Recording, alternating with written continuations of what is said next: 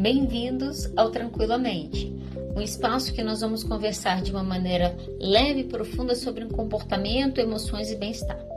Eu sou Adriana de Oliveira, sou psicóloga, doutora em ciência do comportamento e ao longo dos episódios nós vamos estar explorando juntos temas que fazem parte do nosso dia a dia, desde os desafios emocionais que nós precisamos lidar até as estratégias para a gente poder viver com mais equilíbrio e tranquilidade. Hoje eu quero conversar com vocês sobre estilo de vida sem recuperação. Quero falar um pouquinho o que é isso.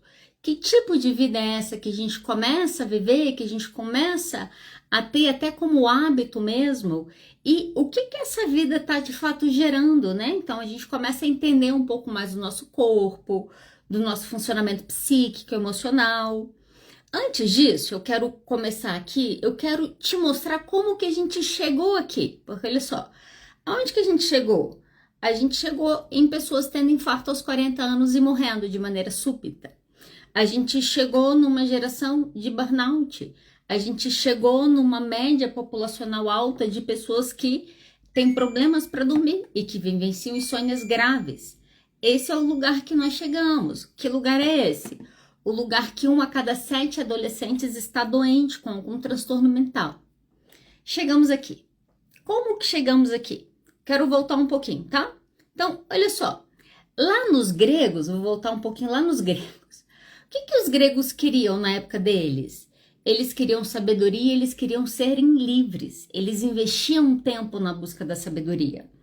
Qual contribuição que os gregos deixaram para a gente? A própria criação da democracia, muito nessa busca de sabedoria que eles tiveram. Se a gente for olhar para o Império Romano, o que os romanos queriam? Eles queriam ser grandes, fortes, poderosos, né? Para legitimar a grandeza deles, eles vão deixar uma grande contribuição, por exemplo, para o direito. Então, os romanos têm uma contribuição aqui. Se a gente for pegar os egípcios, sair um pouco ali dos romanos e ir lá para os egípcios, o que eles queriam? Os egípcios queriam ser imortais, essa era a busca deles.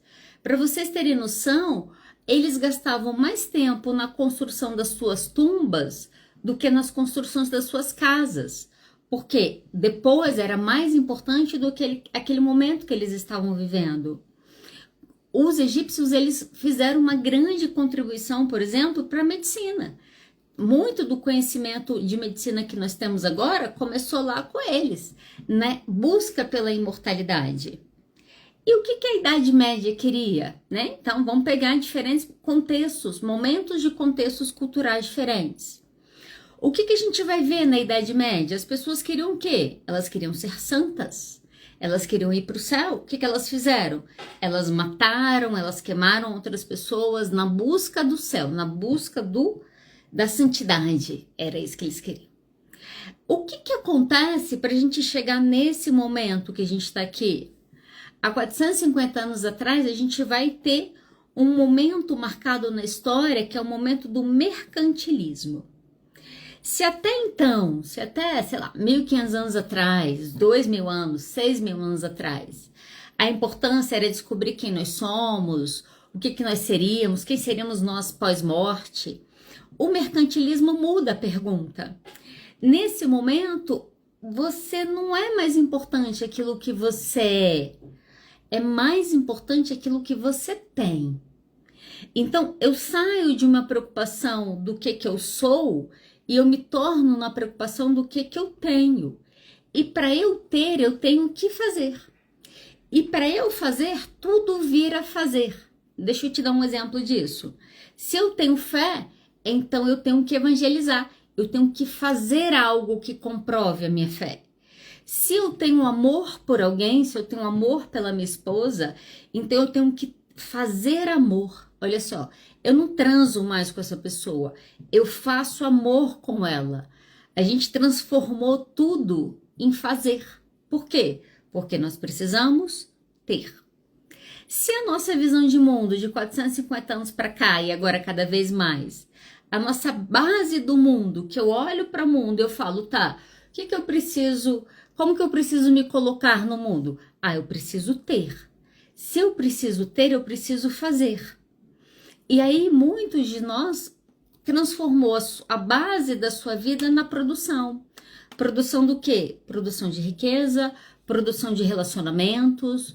Então, enquanto a gente não está fazendo e servindo, e fazendo e servindo, e fazendo e servindo, é como se a gente não estivesse fazendo nada. E qual que é o problema da busca do ter? Que nada é suficiente. Olha só, a gente está vivendo um momento agora que, se você for conversar com algumas pessoas, dependendo da idade, ali, geração Z, pessoal de 20 anos, entre 18 e 25, e você for conversar com eles, em sua grande maioria, o que eles querem? Eles querem viralizar nas redes sociais, eles querem ficar famosos o mais rápido possível, eles querem ficar milionários em 5 anos, eles querem se aposentar aos 30, eles querem ter. Por quê? Porque se eu tenho uma Virgínia que tem 50 milhões de seguidores e que tem um patrimônio de 400 milhões e ela tem, sei lá, 26 anos, 27, por que eu não posso ter? E na busca pelo ter, nós começamos a viver uma vida que é uma vida que não nos permite nos recuperarmos. Se tudo que eu preciso é produzir no mundo, eu preciso produzir enquanto eu puder. Enquanto eu for útil, eu tenho que demonstrar utilidade. Nessa busca do ter, porque agora ter é mais importante, mostrar que eu tenho é mais importante, a gente começou a criar um estilo de vida que é um modo de vida único de ação, no qual a gente tem que fazer. Então eu trabalho, eu cuido, eu entrego, eu respondo, eu resolvo. As pessoas hoje em dia se incomodam se você demora para responder mensagem. Ah, mas tem uma hora que eu te mandei um WhatsApp. Por que você não está me respondendo? Porque a cobrança que nós temos hoje do mundo, e muitas vezes a cobrança que nós temos nas nossas próprias relações, é que a gente precisa entregar o tempo todo. A gente tem que entregar o tempo todo. Imagina se sua casa estiver suja, e se sua mãe chegar com a casa suja, o que você vai fazer? Como que você vai dormir com a pia suja? Você tem que lavar a pia. Não importa se você trabalhou 3 turnos e chegou em casa 10 horas da noite cansada. O que está acontecendo? A gente está tendo um estilo de vida que nós não criamos tempo mais para a gente se recuperar. A gente não cria mais tempo para o nosso corpo se recuperar. Então, a gente dorme 4, 5 horas por noite, a gente come o que dá, a gente pede McDonald's porque tá muito atarefado para pensar em fazer comida, a gente abre uma garrafa de vinho 11 horas da noite porque a gente precisa beber para relaxar, porque a gente tem que dormir, e a gente começa a viver uma vida, e muitos de nós, tá? Passam a ter um discurso do: não, eu sei que faz mal, mas eu vou viver isso aqui um tempo e daqui a pouco eu descanso. E aí, nesse daqui a pouco eu descanso, é quando a gente adoece, é quando o adoecimento vem. Olha só, deixa eu te dar um panorama geral para você ver como que é difícil ser adulto, tá? A gente tem muitas necessidades. Não sei você, mas quando eu era adolescente, né, não tinha bebê reborn na minha época, mas tinha uma coisa chamada teleguche. Qual que era o nome daquele negócio, hein? Era um bichinho que você tinha, que era um brinquedinho que você tinha que cuidar dele. Você dava comida para ele, você tinha que alimentar, você tinha que brincar com ele, você tinha que levar ele para sair. E qual que era o problema desse joguinho? É que se você não cuidasse direito, você matava o seu bichinho de estimação eletrônico ali naquele momento. Por quê? E aí, quando as pessoas começavam a brincar e se envolver, elas começavam a perceber que aquele negócio dava trabalho. Sabe por quê? Porque aquele bichinho, ele tinha diferentes necessidades que eu deveria atender. Quando a gente é criança, quando a gente é adolescente, quem tem que atender as nossas necessidades? São os nossos pais, a gente espera isso deles. Então a mãe providencia a comida, a mãe providencia a sua roupa. Opa, parece que as suas necessidades são providenciadas por aquela pessoa. E quando a gente chega na vida do adulto? Quem providencia as nossas necessidades? Quem atende às nossas necessidades? Deixa eu te contar uma coisa. Se você não fizer isso, ninguém vai fazer. E nós temos muitas necessidades. Eu quero te falar, vou te passar rapidamente por todas as necessidades que nós deveríamos cuidar na nossa vida. e você vai fazendo um checklist de como que tá esse item na sua vida, tá? Em termos de cuidado. O que nós, seres humanos adultos, precisamos para a gente ter uma vida saudável, né? Um estilo de vida saudável? Nós temos necessidades fisiológicas. Eu tenho necessidade de sono, então eu preciso dormir de 7 a 9 horas. Eu tenho necessidade de alimentação. Eu tenho necessidade de movimento. Se eu passo 12 horas parada, meu corpo vai doer. Por quê? Meu corpo precisa de movimento. Eu tenho necessidade de respirar. Se eu não respiro adequadamente, daqui a pouco eu morro. Eu tenho necessidade de regulação corporal. Se eu começo a falar e tá muito quente, daqui a pouco eu vou começar a transpirar, o meu corpo precisa desse movimento. E o meu corpo tem uma necessidade de recuperar do exercício físico, de esforço físico. Essas são necessidades o quê? Fisiológicas. O que acontece se você começar a não dormir? Você vai morrer, tá? Isso diminui qualidade de vida e casos severos de alteração de sono pode levar a quadros de delírio, quadros de alucinação, que pode levar a quadros de óbito. Nós não conseguimos ficar muito tempo sem dormir. Nós não ficamos muito tempo sem tomar água, sem comer. São coisas básicas que a gente precisa para a gente estar bem. Isso é no campo fisiológico, ok? Além disso, nós temos necessidades emocionais. Eu preciso me sentir amado, eu preciso me sentir aceito, eu tenho necessidade de pertencer a um grupo, eu tenho necessidade de afeto físico, toque, abraço, beijo. Nós temos necessidades a gente tem necessidade de processar as emoções, a gente precisa sentir, elaborar e digerir. Olha só, até agora eu falei de duas grandes necessidades, certo? Necessidades fisiológicas e emocionais. Se eu fosse parar aqui para a gente pensar, quantas dessas coisas a gente está, de fato, conseguindo manter na nossa vida de maneira adequada? Às vezes você vai conversar com alguém e você fala, vamos estruturar 3 coisas na sua vida. O seu sono, a sua alimentação e algo para que você movimente o seu corpo. A maioria de nós falha aqui. A gente não se alimenta direito, a gente não dorme direito, a gente não cuida no nosso corpo e se movimenta direito. A gente começa falhando em satisfazer as nossas necessidades mais básicas. O nosso erro do nosso estilo de vida começa pelo nosso celular do iFood que pede comida toda semana. Isso significa o quê? Que você está tendo um estilo de vida que você não permite que o seu corpo se recupere. E as nossas emoções, olha só, se eu mal tenho um tempo para cuidar do meu corpo, como que eu lido com as minhas emoções? A maioria das pessoas vivem relacionamentos que elas não se sentem amadas, elas não se sentem respeitadas, elas camuflam socialmente para elas conseguirem pertencer a algum grupo. Emocionalmente, a gente também parece que a gente não cuida da gente como nós deveríamos. Para além disso, nós temos necessidades cognitivas, psicológicas. Eu tenho necessidade de sentido, de ter propósito, de me sentir útil no mundo. Nós temos necessidade de autonomia, de liberdade. Nós precisamos de reconhecimento, de valorização. A gente precisa ter tempo para pensar, para nos sentirmos estimulados cognitivamente. Como que nós cuidamos disso? Nós trabalhamos em lugares que não fazem sentido pra gente.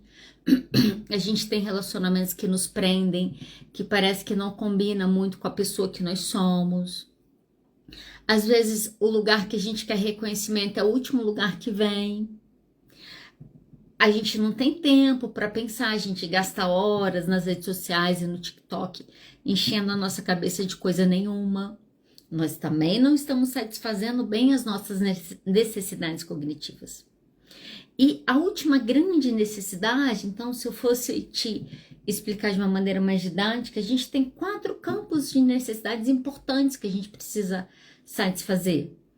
A necessidade fisiológica, a necessidade emocional, a necessidade cognitiva e nós temos necessidades espirituais. A psicologia começa a falar sobre isso de uma forma com mais segurança nesse momento, que é o quê? Nós temos necessidade de conexão com uma coisa maior, que vai ser o quê? Vai ser a sua fé, vai ser uma espiritualidade, vai ser a natureza. Às vezes a conexão emocional, a conexão espiritual é você conseguir ter uma vida que exista coerência entre os seus valores e as suas ações. A gente tem dificuldade de fazer isso. Você quer ver uma outra necessidade que a gente tem, que entra na necessidade espiritual, e a gente quase não fala sobre isso? Nós temos uma necessidade de silêncio. Não sei se você sabia disso. Um estudo de 2013 mostrou que quando a pessoa faz 2 minutos de silêncio por dia, 2 minutos, tá? Ela tem uma diminuição de cortisol, ela tem uma diminuição de estresse, ela tem uma diminuição na sensação de angústia e de estresse. Quanto tempo que a gente precisa ficar parado em silêncio? 2 minutos. O que é o estilo de vida sem recuperação? É o estilo que quando as coisas ficam apertadas no trabalho, eu sacrifico o meu sono. Quando começam a me demandar muito, eu sacrifico a minha atividade física. Quando eu preciso... Olha só, o estilo de vida sem recuperação é essa loucura de vida que a gente entrou, que a gente tem que produzir 16 e 18 horas por dia e agradecer a Deus se a gente der conta de dormir 5, 6 horas. Essa insanidade de vida que a gente entrou é um estilo de vida que não nos permite recuperar as nossas necessidades, às vezes básicas, tá? Às vezes do corpo, para a gente conseguir funcionar bem. A gente precisa, né? O que a gente tem que fazer então, ou deveríamos fazer? Tentar criar um estilo de vida que tenha um estilo de vida que exista tempo para que eu me recupere. O que seria isso na prática, né? Na prática é tentar construir uma vida com equilíbrio. E olha, gente, é difícil construir vida com equilíbrio, tá? Que envolva um tempo de produção, porque eu tenho necessidade sim de me sentir útil, mas que envolva um tempo de recuperação, que envolva um tempo que eu consiga criar conexões e que envolva um tempo que eu consiga construir uma vida coerente entre os meus valores, aquilo que eu penso, aquilo que eu acredito e aquilo que eu faço. Esse é o grande desafio que muitas vezes a gente se perde nele. Por quê? Porque é muita coisa, né? Esse final de semana eu tava brincando com umas amigas minhas, falei, olha, eu acho que se fosse ter uma prova aqui para adulto, eu ainda tô falhando em muitas coisas. Por quê? Porque é a busca do equilíbrio. Quando eu consigo ajeitar uma coisa, parece cobertor curto, você cobre a cabeça e descobre os pés. Parece que a gente fica o tempo todo nesse puxa para cá e puxa para lá, para tentar equilibrar o quê? Uma vida que me permita produzir e trabalhar e ter recursos para viver, uma vida que me permita descansar, que me permita cuidar do meu corpo, do meu sono, da minha alimentação, uma vida que me dê tempo para me conectar com a natureza, com as pessoas que fazem sentido, com os meus amigos ou com a minha família. Mas como que a gente vive? Numa aceleração que a gente entra numa vida sem recuperação. Eu tava pensando para fazer essa live aqui para vocês, pra gente conversar sobre isso. E eu fiquei pensando um pouco no brasileiro, né? Quem é o brasileiro? Fiquei tentando pensar um pouco, generalizar um pouco como que é o nosso funcionamento de maneira geral. Eu fiquei pensando o seguinte, nós temos um grupo de pessoas que elas funcionam o que eu chamei no modo sobrevivência. O que elas estão fazendo? Elas estão sobrevivendo. Elas trabalham, elas estudam, elas cuidam da casa, elas têm marido, têm filho, têm pai idoso, têm médico, tem supermercado, tem agenda que ela precisa administrar. Ela tem tanta coisa, essa pessoa tem tanta coisa que ela vive o tempo todo no piloto automático. Pega pai com criança pequena, gente, pai com criança pequena não tem crise existencial não, por quê? Não tem tempo. Tem tempo para entrar numa crise existencial. Não tem tempo, às vezes, para pensar na vida. São poucas pessoas que têm filho pequeno que conseguem fazer terapia, tá? Porque às vezes tem dificuldade no gerenciamento. É coisa demais que eu preciso gerenciar o tempo todo. E aí, na loucura da vida, eu faço o quê? Eu faço o que dá. E o problema é que tá muita coisa, eu vou fazer o que dá, Normalmente, o que a gente faz? Qual que é a primeira coisa que nós cortamos da nossa lista quando a vida vira uma loucura? A primeira coisa que a gente corta é o nosso autocuidado. Quando a vida começa a nos demandar muito, a gente compromete o nosso sono, a gente compromete a nossa alimentação, a gente tira o tempo das nossas refeições, a gente compromete a nossa saída com os nossos amigos, a gente compromete a nossa diversão, porque o que a gente acaba focando como mais importante? A produção. Eu tenho que entregar. Eu tenho que produzir recurso, eu tenho que estudar, eu tenho que cuidar dessa casa, eu tenho que lavar essa louça, eu tenho que cuidar desse marido, porque o que essas mulheres vão pensar de mim se esse homem tá mal cuidado, porque a gente ainda vive nessa cultura, olha só. E na loucura do faço o que eu dá para fazer, nós comprometemos a nossa vida, o nosso autocuidado. Você sabia que a expectativa da mulher tende a ser maior do que a expectativa de vida do homem? Exatamente por causa do autocuidado. As mulheres tendem a cuidar mais delas, as mulheres tendem a fazer mais prevenções que o homem. Mas olha que interessante. Quando o homem é casado, o homem casado, ele tem um aumento na expectativa de vida dele, enquanto a mulher casada tem uma diminuição na expectativa dela. Por quê? Vamos falar a verdade aqui entre nós? Porque na grande maioria das relações heterossexuais, a responsabilidade do cuidado do homem é da mulher. A gente ainda vive nessa sociedade, ok? Que o casamento hoje hétero ainda beneficia mais os homens, nos quais dão mais qualidade de vida e tempo de vida para eles, e encurta a vida da mulher. Por que encurta a vida da mulher? Não deveria fazer isso. Se o casamento faz bem para o homem, deveria fazer bem para a mulher também. Porque na nossa estrutura social, na loucura do tudo que eu tenho que fazer, o que nós aprendemos é se abandone e cuide do outro. Muitas pessoas vivem isso. Se abandonam. Para quê? Para cuidar do outro. Preciso atender o outro. Preciso cuidar do filho. Preciso cuidar do marido. Preciso lavar roupa. Preciso arrumar mala porque não sei quem vai viajar. Olha só. Nesse processo a gente se abandona. Muitas mulheres vivem isso aqui no Brasil. Eu tenho um segundo estilo de vida que nem todo mundo também tá nessa insanidade de loucura, apesar disso ser mais comum e frequente do que a gente imagina. Mas hoje a gente começa a ter um grupo de pessoas que parece que eles estão vivendo num modo um pouco mais consciente. Que é o quê? Não, eu entendi, né? Entendi. Agora eu sei o que eu tenho que fazer. É importante eu cuidar do meu corpo, é importante eu fazer atividade física, é importante eu ter lá o meu horário de terapia para poder falar sobre as minhas emoções e poder lidar com elas. E nessa busca consciente que muitos de nós adquirimos, nós seguimos tentando e falhando em equilibrar a nossa vida. E você quer ver um erro que eu vejo que é um dos erros clássicos do brasileiro? Semana regrada. Como que é a semana? Começou segunda-feira. Atividade física, marmitinha, alimentação, não posso voltar ao meu box, não preciso ir para não sei aonde. Chegou sexta-feira.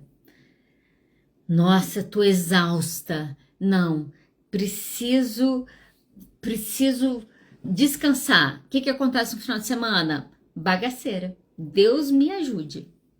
Que é o quê? Aí come tudo que quer, bebe tudo que quer, aí não dorme e vira noite. Aí a gente vive, tem muita gente que vive 4 dias direitinho, 3 dias chutando o balde. E se for um feriado? Deus me livre se tivermos um feriado prolongado. O brasileiro não tem maturidade para lidar com feriados prolongados, gente. Essa é a verdade.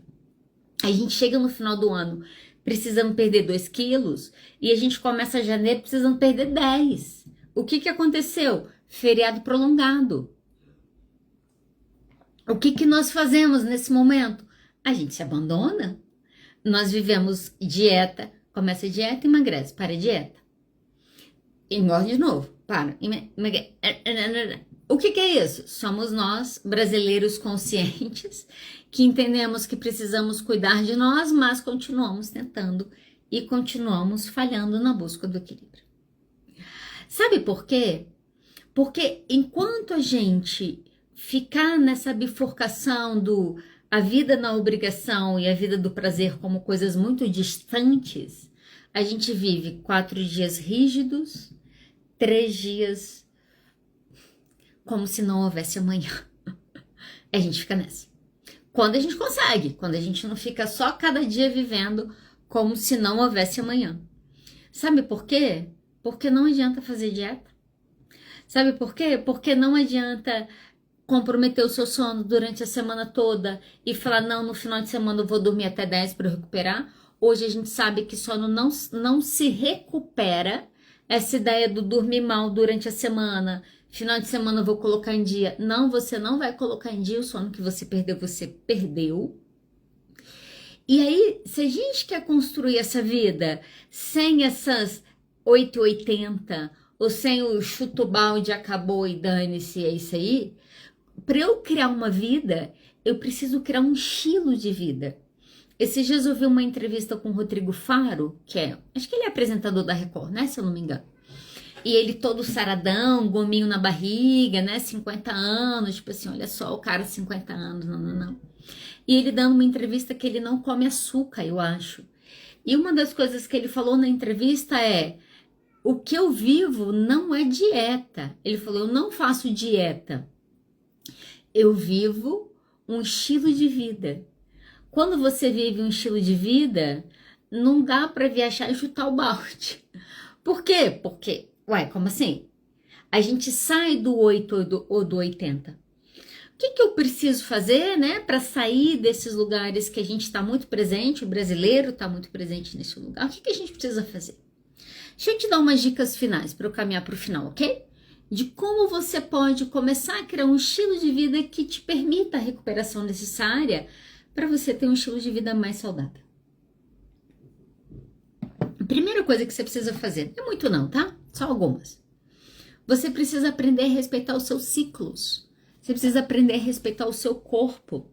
Você precisa aprender a respeitar o seu sono. Então, por exemplo, já tem um tempo que eu durmo e acordo praticamente na mesma hora. De segunda a sexta? Não, de segunda a segunda. O que significa? Que no final de semana eu também acordo cedo. Por quê? Esse é o meu ciclo de sono. Eu falo muito com as minhas pacientes, olha só, você precisa respeitar o seu ciclo menstrual. Mulheres que têm muita alteração menstrual, cada semana do mês dela, ela é uma pessoa diferente. Uma semana ela quer matar alguém, na outra semana ela quer conquistar o mundo, na outra semana ela tá entrando em crises existenciais, cada semana ela vive em si uma coisa diferente. Por quê? Porque os hormônios delas variam a cada semana. O que eu ensino? Respeite o seu ciclo. Tô na TPM, tô percebi, tô mais irritada, olha só. É a semana mesmo. Nessa semana eu não tenho conversas importantes. Nessa semana eu vou tentar dormir melhor. Essa semana eu vou tentar, me colocar um pouco menos em situações de estresse. O que eu tô fazendo? Eu tô respeitando o meu ciclo. Respeite o ciclo de trabalho e descanso. Evite trabalhar em momentos que você deveria descansar, né? Os autônomos que ignoram os seus feriados e às vezes os seus finais de semana. Os psicólogos que atendem na hora que o paciente pode. E aí você atende a sua agenda, é uma maluquice. O que às vezes você está comprometendo? O seu horário de descanso, cuidado. Muitas pessoas, né? Falei isso aqui um pouquinho mais cedo. Existe um grupo de pessoas que tem a mentalidade do entrega tudo agora. Não, só se vive uma vez. Foca aí dos seus 20 aos seus 60. Taca-lhe a vida como se não houvesse amanhã. Não se preocupa com o que vai acontecer. Quando você aposentar, você descansa. Gente, nessa do quando você se aposentar, você descansa, aí a pessoa se aposenta, ela tá com Parkinson. Aí a pessoa se aposenta e aí vai ter que cuidar de um câncer. Aí a pessoa se aposenta e ela só se dedicou à vida ao trabalho e ela não cuidou da família e hoje esses filhos não querem mais falar com ela. E aí eu vou fazer depois que eu me aposentar e aí nesse processo agora eu já não tenho mais amigos porque eu só investi na minha carreira. E aí quando eu me aposento, que é a hora de eu curtir a minha vida, porque esse é um discurso comum que a gente ouve, o que a gente vê na vida de muitos idosos? O vazio. Por quê? Não construiu nada. Por quê? Só produziu, só trabalhou, não se preocupou com as relações, não se preocupou com o corpo, não se preocupou com a atividade física. Eu tenho esse exemplo muito marcado na minha família, essa é a verdade. Minha mãe e meu pai. Minha mãe é 10 anos mais nova que o meu pai. E hoje minha mãe parece estar mais velha que o meu pai. Qual foi o percurso que minha mãe acabou fazendo? Uma vida sedentária, muito álcool, minha mãe sempre bebeu muito cigarro, minha mãe sempre viveu uma vida muito boêmia, olha só, entra num câncer, muita dificuldade de relacionamento, nunca quis fazer terapia, chega na velhice sem amigos. Como que minha mãe vive? Sozinha, cuidando da saúde, com os filhos dando suporte. Meu pai é 10 anos mais velho que a minha mãe. Como que meu pai vive? Faz atividade física todo dia, anda a bicicleta dele lá 20 quilômetros, meu pai tem 84 anos, tá? Anda lá a bicicleta dele todos os dias. Minha madrasta foi fazer um curso fora. Meu pai estava viajando com os amigos, liguei para ele um dia, ele estava num barzinho na Bahia. Falei, nossa, pai, você tá melhor que eu, hein? Nesse momento da vida.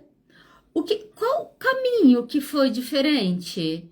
Ele trabalhou, mas ele passava férias com a gente, meus pais separados, ele passava um mês de férias com a gente, que ele tirava férias para estar naquele momento. Ele investiu nas relações, ele investiu nos amigos, ele cuidou da saúde dele. Olha só, no depois eu faço, às vezes quando chego depois a gente não tem nem o que fazer. Por quê? Porque a gente não construiu nada. E aí a gente exigiu tanto do nosso corpo que a gente chega num determinado momento e tudo que a gente faz é cuidar da saúde. Qual que é o caminho possível de ser feito? Cuida agora.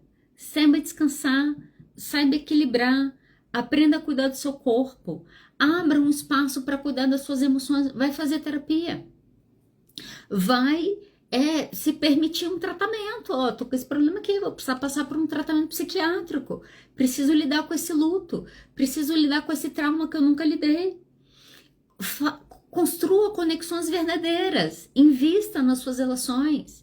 O pessoal que tem TDAH e sofre, né? Esquece. A mente apaga os amigos. Uma amiga minha esses dias falou comigo, ela falou, Adriana, tem hora que eu coloco na agenda, ligar para fulana, perguntar como ele está. Por quê? Porque eu preciso manter relações, é mais difícil para mim. A gente precisa se envolver com pessoas que acreditam na gente. Essa semana eu até falei com a minha irmã, falei, olha,